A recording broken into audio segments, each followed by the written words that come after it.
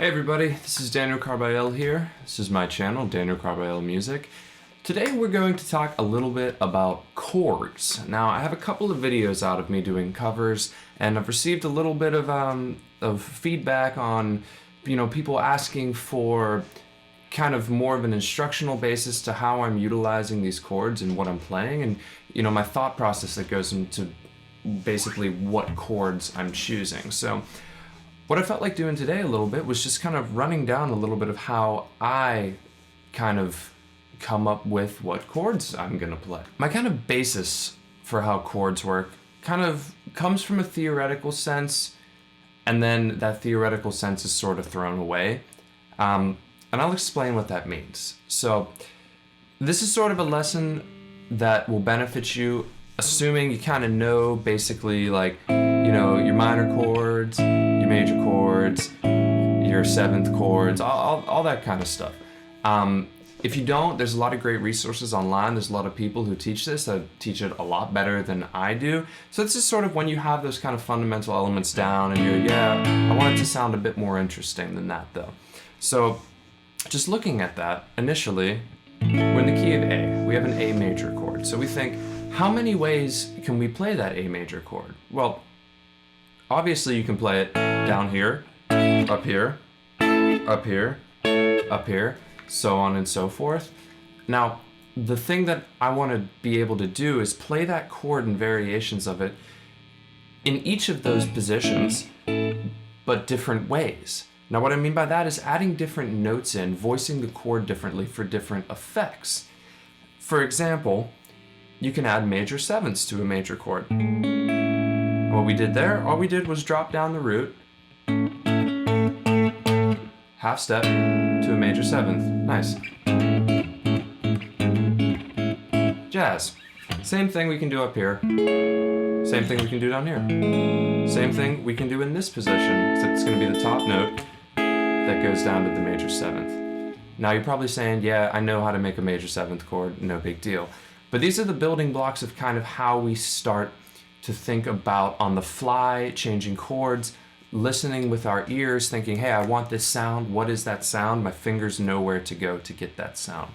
A lot of the way that I develop this is just going through different chords over a tonal center and saying, hey, what do these sound like? Let me get familiar with them and everything. So I'm going to show you a little bit of how I learned how to do that with this sort of kind of pseudo exercise here. So for example, we're in the key of A, right? Nice and easy A. Now, what I like to think of doing is how many different types of chords can I put around this A for it to still sound like A? So I can use this voicing of a major seventh chord, which is basically built root fifth, major seventh third. That sounds nice. I can use the major seventh voicing we talked about before, where it's built straight up in triads. So going between the two of those,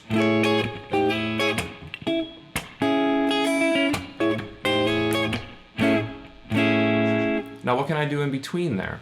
Well, obviously I'm kind of staying on this note the whole time. So what other notes can I use as sort of the root for that voicing of the chord? Well, I can use the major seventh itself. That sounds kind of weird to me. So what I like doing is using what's called a fourth based voicing, and I'll do a video going into depth on this because it's a big part, but just for a preliminary kind of example, basically what that looks like is we're building the chord up in fourths starting on that major seventh. So fourth, fourth, fourth. Now altogether that sounds a little something like this with the A in the bass. Not a bad sound. Great thing about fourths is you can move them symmetrically a lot of the time. Pretty cool, huh?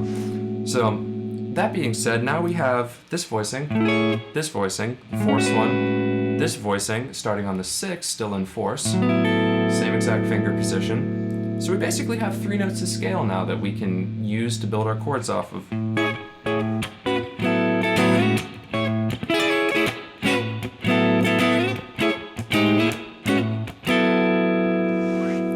And you can elaborate that all the way up the entire guitar neck and in every position.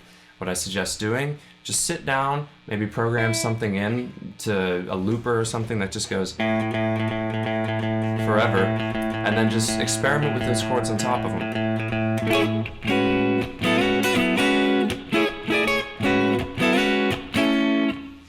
Get some cool, interesting little kind of melodic stuff in your chord playing there. Just some sense of movement, so it's not, every time you sing an A chord, you don't have to be stuck doing this forever as a guitar player. How do we approach that in minor? Pretty much same exact way. So if this is major, right now we have the major 7th, this is the 4th voicing, major 7th, major 3rd, the 6th, and the 9. Nice smooth voicing. So minor, what 4th voicings work off of the minor? Well, let me tell you what, one thing is if you start the 4th voicing off of the root of the chord, then we have basically root, 4th, flat 7th, minor 3rd. So in the minor key, and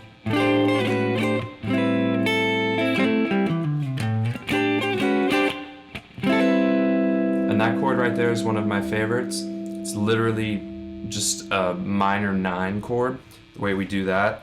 Just building up this voicing here, the 9 on top. Now, it's a great voicing because that voicing is also a major chord. If we add C on the root there,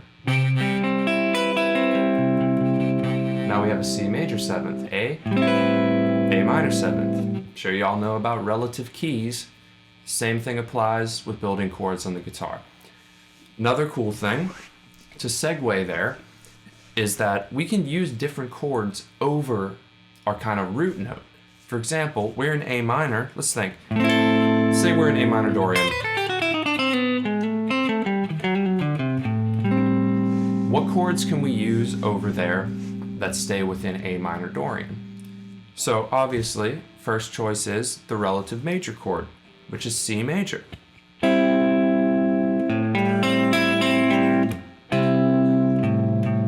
Play a C major bar chord with the A on the bottom. Now it sounds minor. Cool, huh?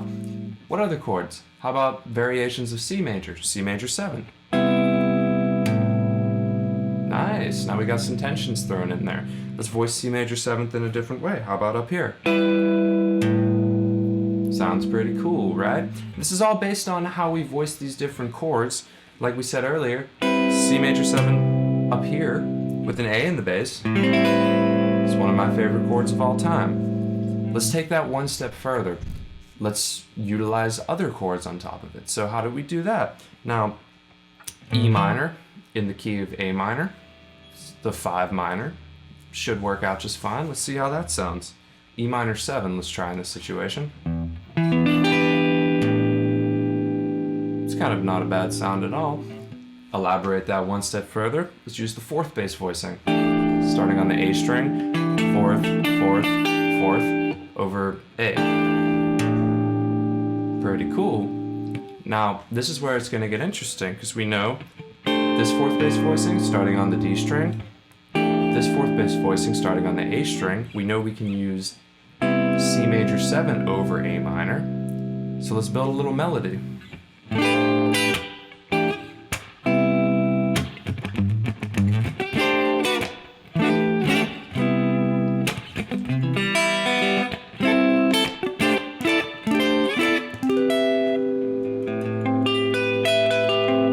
That chord up there, it's a version of C major 7. Nice. So now we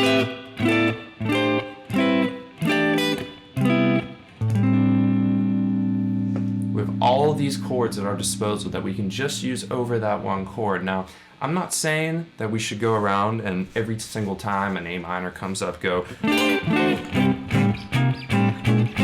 We don't want to do that. We don't want to overplay. Now what we want to do is we want to create interesting melodies in our harmonic playing so that, we can, if we have a soloist going over to vocalist, we can help to complement that a little more by not limiting them harmonically with what we're doing. That's the important part. We can open their ears up a little bit and say, hey, I'm over here, now I'm over here. Like, what are you going to do with that? It's very limiting when you have simply... And that's what your band's playing as a soloist. What are you really going to do with that?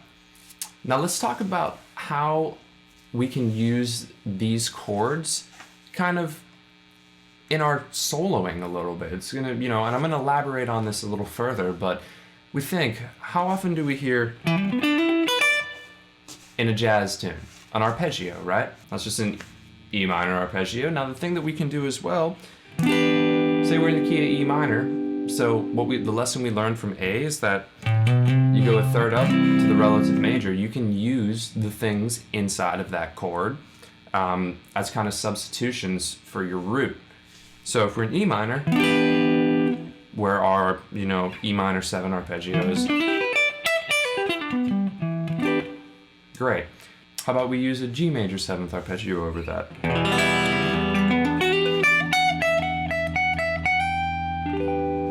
Interesting, isn't it? So we can apply that to kind of everything. We're playing over a band in E minor. Say, okay, E minor 7 arpeggio.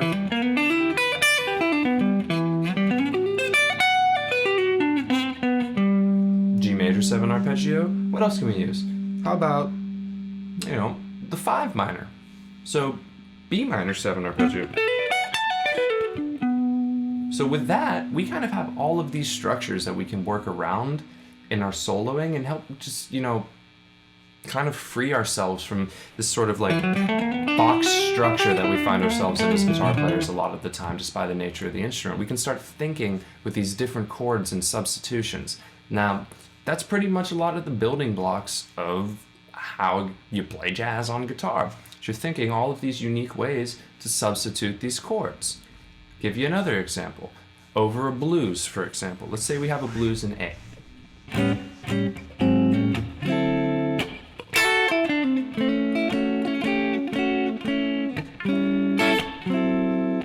How can we make those chords more interesting? And I have been kind of doing this and working through this for a while, so I sort of just do it by nature now, and I kind of hear a sound, I say, hey, I want that sound, and from just going through so often and playing, oh, that's what this chord sounds like, oh, that's what that chord sounds like, oh, that's what that chord sounds like. I kind of, you hear the sounds, you say, ooh, I want that, and your fingers just jump right to it. It's very cool once you get it down. With the blues, for example, 1-7, in this case, A7. We all know a voicing for that. Straight up, drop 2 voicing, sounds pretty cool, right? Now, let's think, what can we substitute that with? So A, if we work our way up the scale, we basically go from the 7, then we go to the 2 chord happens to be minor. Now in this situation, the 3 chord happens to be minor 7 flat 5. And a cool sound that I'm sure y'all have heard before is this sound. The way we can use that in context, that's a C sharp minor 7 flat 5 chord. The way to think of it, just go a third up from your root, play a minor 7 flat 5 chord. You're playing a pretty hip chord with the 9. It's got starts on the root of the chords on the 3rd of our tonic. It's got a 9 in there again, so it's pretty cool, and it segues very nicely into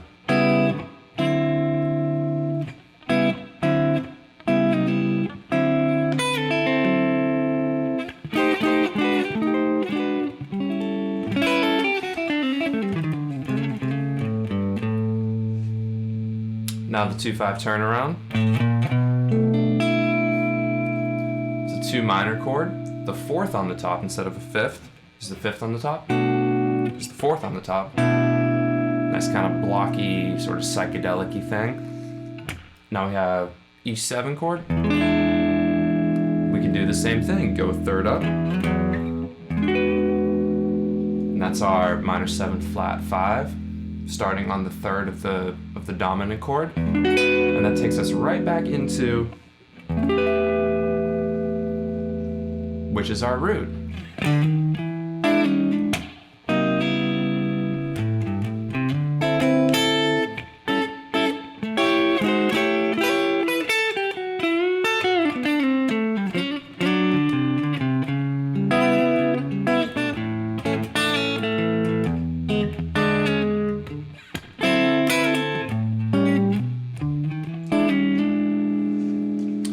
So the key here, and what I'm going to leave you with, is experiment with different chords over different chords. Experiment with all the chords built off of the scale that you're using at the time.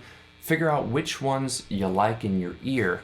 Once you do that, start adding tensions to all those chords. Figure out which ones really, say, hey man, I like that chord. That's how you start to develop your own kind of sound and everything like that, which is kind of what you want to do as a guitar player. And I think everyone's ultimate goal is to sound like them and have that uniqueness.